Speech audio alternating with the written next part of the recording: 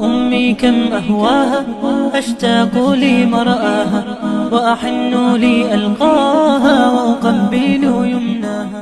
Pertanyaan sekarang, saya yakin Tuhan saya Allah, tapi Allah nggak kelihatan. Ada alasan tak kenapa Allah nggak kelihatan? Ada alasannya. Anda tanamkan baik-baik, ini masalah akidah yang paling penting. Kata Nabi, atau disebutkan dalam banyak riwayat, bahwasanya nabi-nabi pun belum pernah ada nabi yang lihat Allah, termasuk Nabi Muhammad SAW. Kita ambil dalilnya dalam hadis Bukhari. Waktu Nabi SAW pulang dari Isra Mi'raj, jemaah sekalian, Aisyah bertanya radhiyallahu anha, berkata, istri beliau, ya Rasulullah, hal tara rabbak? Apakah anda waktu Mi'raj ke langit, terima perintah salat, sempat lihat Tuhan anda enggak? Lihat enggak Allah itu bagaimana? Apa jawaban Nabi SAW? Nurun ala nur anna arah. Allah itu cahaya, di atas cahaya, terang sekali. Bagaimana saya bisa melihatnya? Artinya Nabi SAW mengatakan, saya sendiri belum pernah lihat bagaimana itu Allah. Contoh sebelumnya Nabi Musa alaihissalam. Nabi Musa waktu menerima wahyu Taurat, itu selama 40 hari, turun Taurat lengkap. Al-Quran 23 tahun baru lengkap. Kalau Taurat 40 hari, nunggu di gunung Tursina. Tursina sebuah wilayah di Mesir sekarang. Itu banyak gunung-gunung batu, ada satu gunung batu yang tinggi, Nabi Musa nunggu di situ. Setiap hari Jibril datang turunin surah, turunin ayat gitu. Setelah berlalu 37 hari dari 40 hari menunggu Taurat turun, Nabi Musa alaihissalam tiba-tiba bertanya kepada Allah, mengatakan begini dalam Al-Quran, A'udzubillahiminasyaitonirrajim, Rabbi arini anzur ilaik. Wahai Tuhanku, izinkan aku melihatmu. Aku beriman kau ada ya Allah, tapi aku ingin lihat kau bagaimana. Allah menjawab, tidak mau mengecewakan Nabi Musa. Sebagai manusia Allah mengatakan, lan tarani. Perlu anda tahu dalam bahasa Arab jemaah sekalian ada 3 kosakata la, tidak yang berarti tidak. Ada la biasa artinya tidak, ada lam dengan mim, lam artinya tidak pernah, ada lam dengan nun, lan artinya tidak akan pernah. Allah mengatakan apa? Lan tarani, kau tidak akan mampu melihatku hai Musa.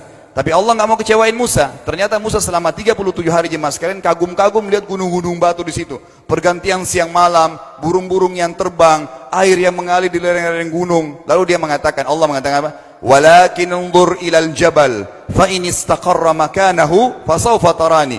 Coba kamu lihat gunung-gunung batu di sekitarmu hai Musa. Kalau mereka bisa menampung kedatanganku, kata Allah, kau akan bisa melihatku. Apa yang terjadi? Allah lanjutkan, falamma tajalla rabbuhu lil jabal. Waktu Allah baru niat mau datang, belum datang, ja'alahu dakka. Semua gunung batu itu hancur lebur, tidak mampu menampung kedatangan Allah. Wa kharra Musa sa'iqa. Lalu Musa pingsan tiba-tiba. Waktu Nabi Musa bangun, langsung ucapkan kalimat, amantu billah. Saya beriman pada Allah. Berarti fakta lapangan, nabi-nabi aja belum pernah lihat Allah. Masih pertanyaan lagi jemaah sekalian, kenapa Allah nggak bisa kelihatan? Saya akan jawab dan tolong ini jadikan sebagai pegangan hidup. Ini landasan akidah kita. Kata para ulama, karena anda kalau sholat, anda mengucapkan satu kalimat yang merupakan jawabannya. Allahu Akbar. Allah Maha Besar.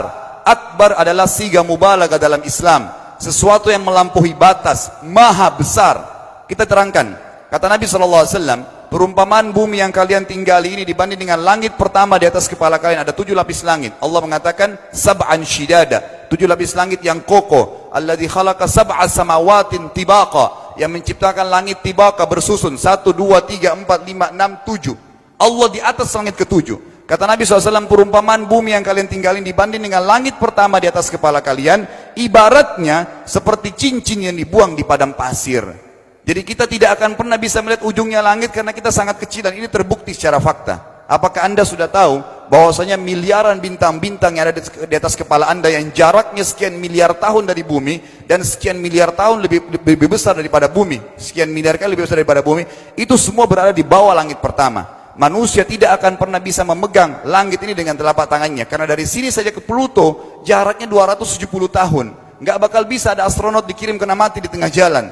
Jaraknya jauh sekali bintang-bintang, dan semua berada di bawah langit pertama.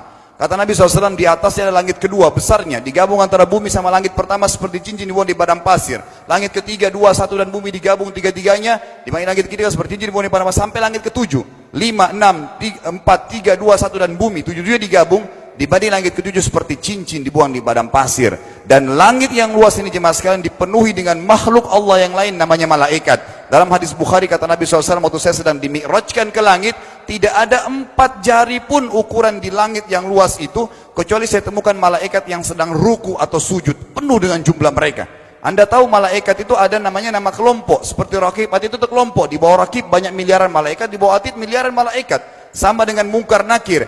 Ada memang nama kelompok. Makanya kalau manusia 5 miliar, Raqib Atidnya 10 miliar. Raqib Atidnya 10 miliar. Lalu kata Nabi SAW, di atas langit ketujuh ada Sidratil Muntaha. Besarnya digabung antara 7 lapis langit dan bumi. 8 hanya seperti cincin di bawah di padang pasir. Di atas Sidratil Muntaha ada sebuah lautan yang Allah ciptakan. Lautan itu besarnya digabung antara Sidratil Muntaha, 7 lapis langit dan bumi. 8, 9-9-nya seperti cincin dibuang di padang pasir.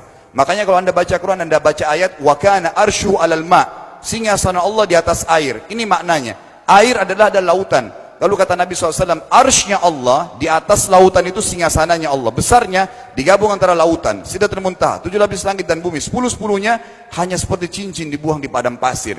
Anda sudah hafal ayat kursi? Apa artinya? Ayat tanda-tanda kebesaran Allah.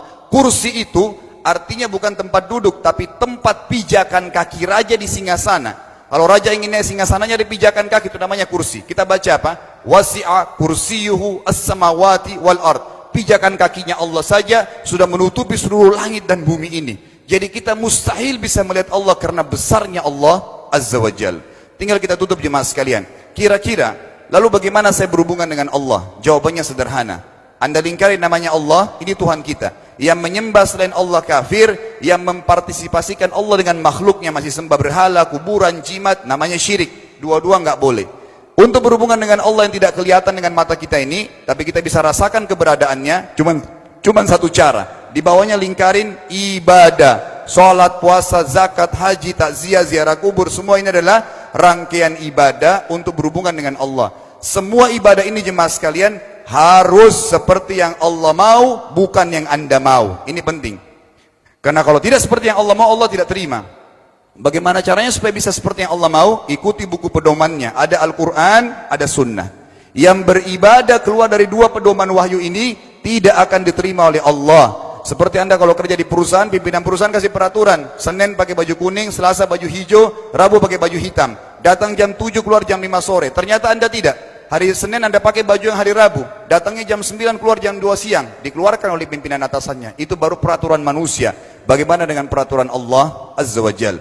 Maka kita simpulkan semua jemaah sekalian adalah, yakinlah Tuhan Anda Allah ada, satu-satunya Tuhan. Kalau Anda sedang sakit, yang ciptakan Anda Allah, yang ciptakan penyakit Allah, yang menciptakan kesembuhannya Allah. Kalau kita sedang musibah sama, kalau kita sudah senang juga sama. Semoga Allah SWT menjadikan kita orang-orang yang senantiasa beriman padanya, dan juga selalu berteguh dalam keimanan tersebut serta mengikuti syariat. أمي كم أهواها أشتاق لمرآها وأحن لألقاها وأقبل يمناها